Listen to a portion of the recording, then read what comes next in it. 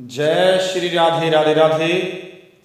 प्रिय साथियों, हम आपके समक्ष एक विशेष गहरे रहस्य के साथ में पुनः प्रस्तुत हुए हैं।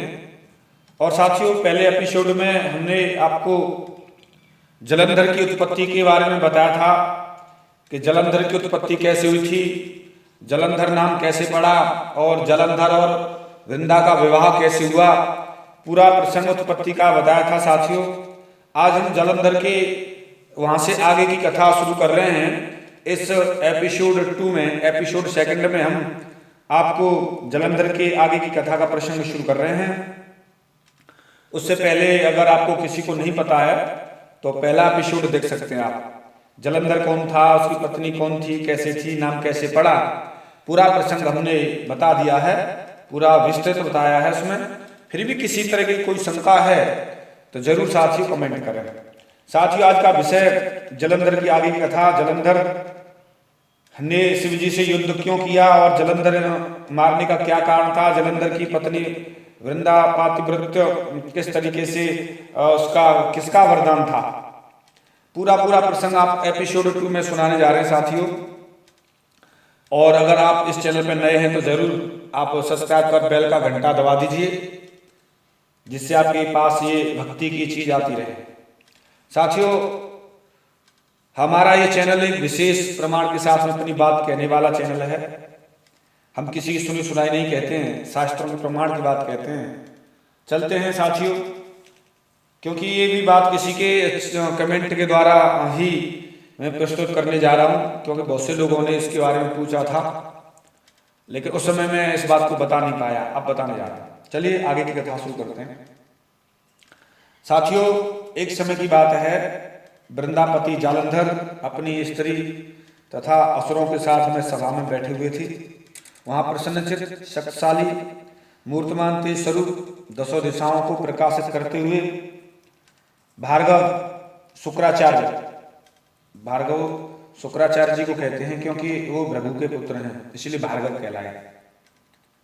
उन्हें आते हुए देखकर सभी असुर खड़े हो गए और उनको प्रणाम किया, दंडवत की, साष्टांग प्रणाम किया और सम्मान के साथ में वहां उनकी पूजा आरती करके बैठाया।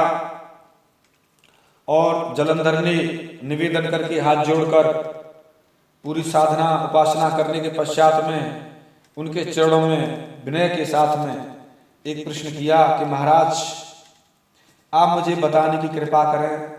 जालंधर जी पूछ रहे हैं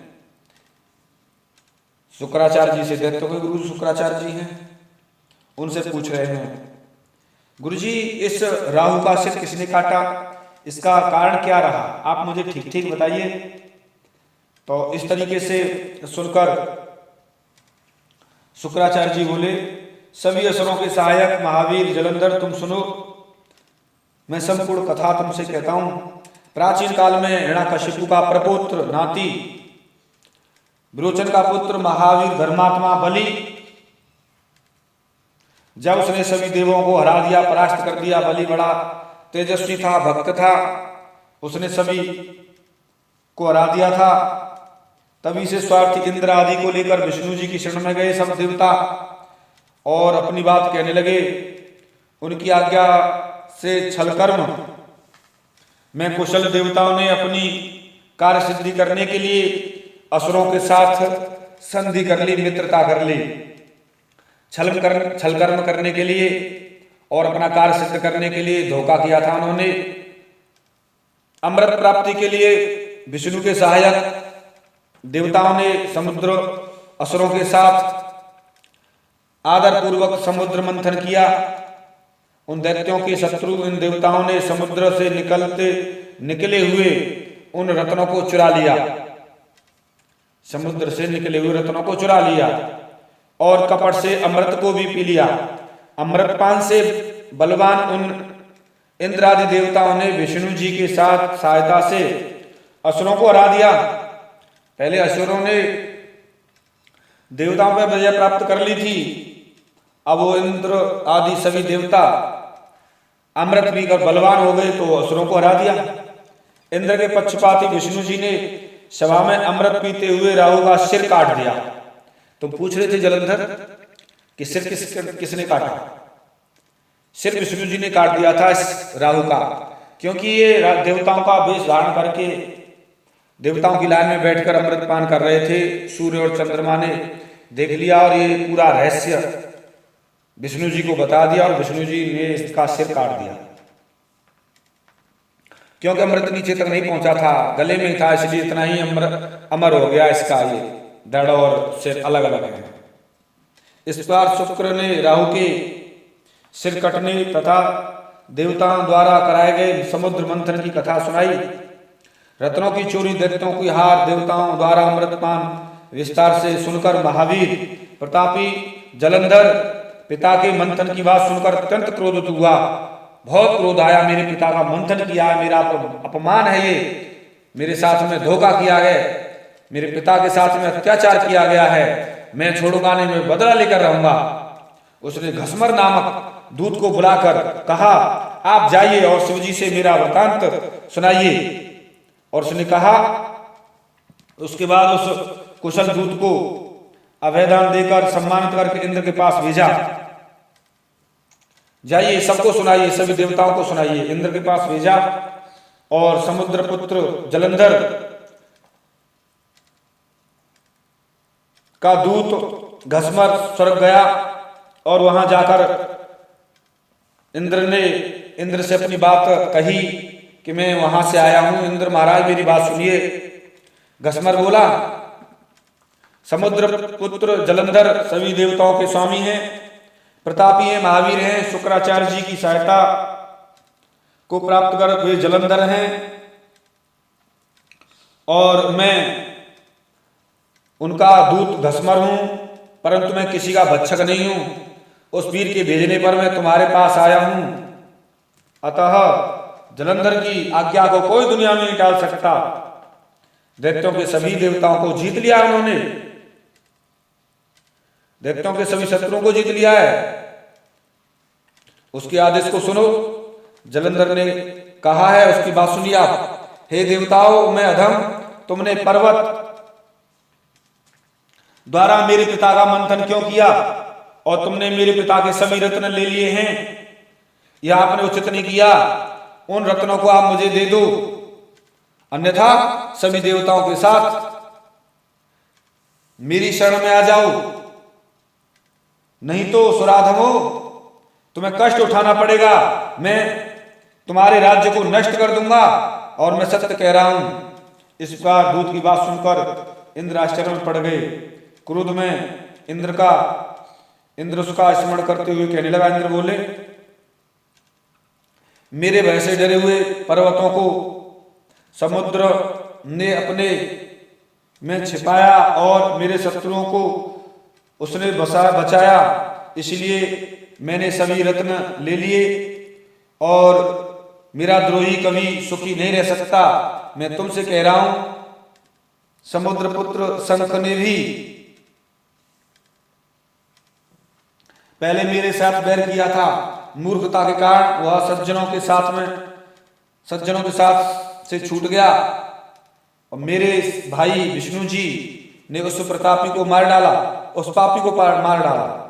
किंतु क्योंकि वह साधु समूह का वध करना चाहता था, पापी था, समुद्र के भीतर रहता था, समुद्र का ही पुत्र था, शंख था उसका नाम,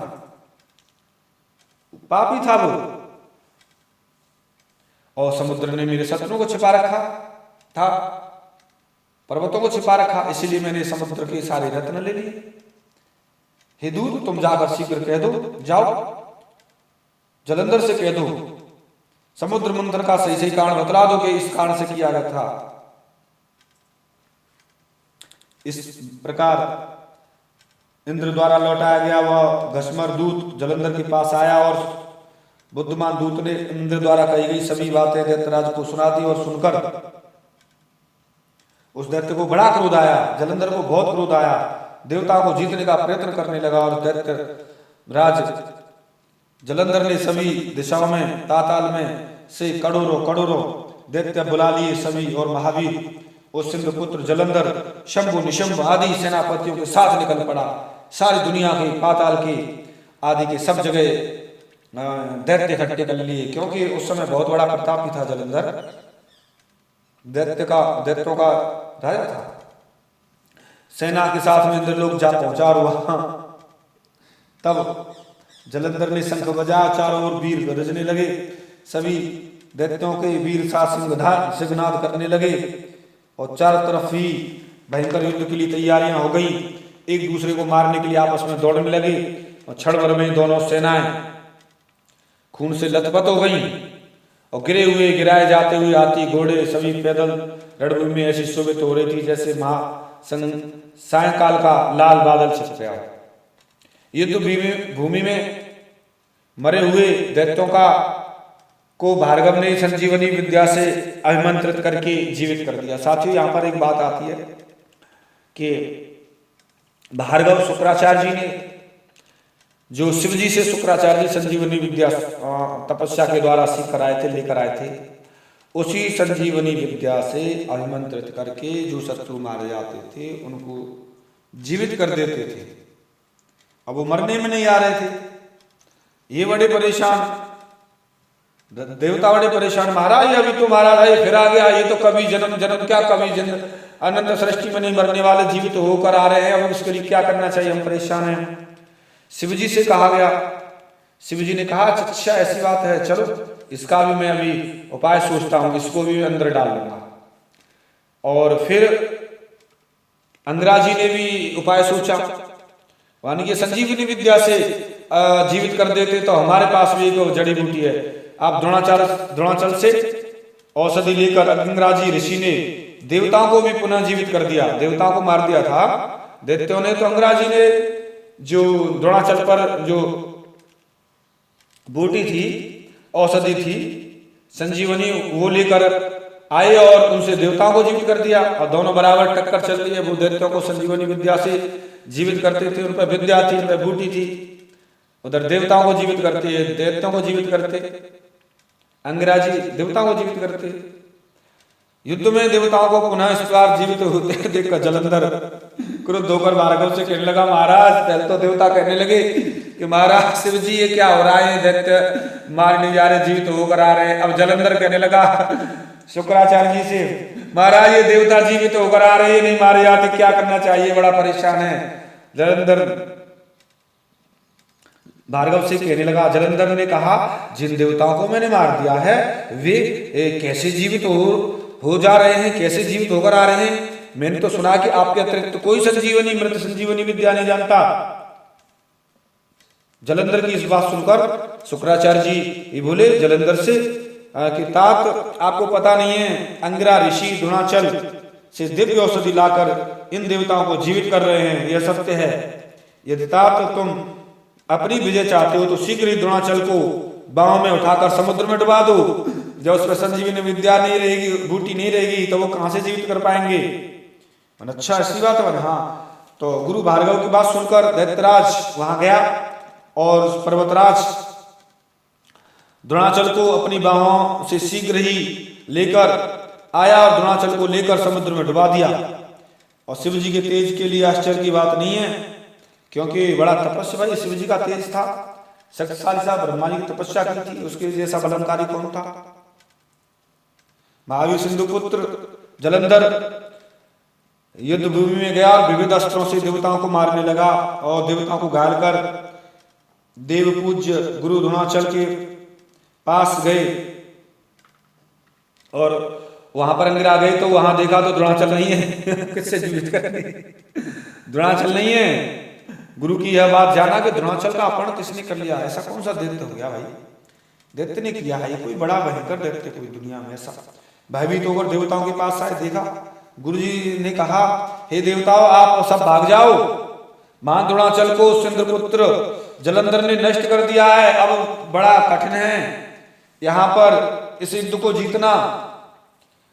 अब रुद्र के अंश से उत्पन्न सभी जो जलंधर है उसने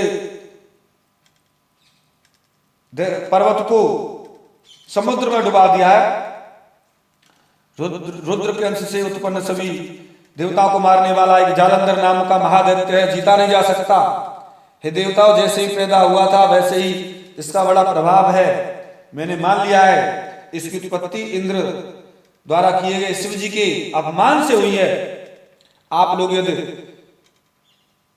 अच्छा चाहते हैं तो देवगुरु के वचनों को सुनकर भयभीत होकर देवताओं ने विजयी होने की आशा छोड़ दी।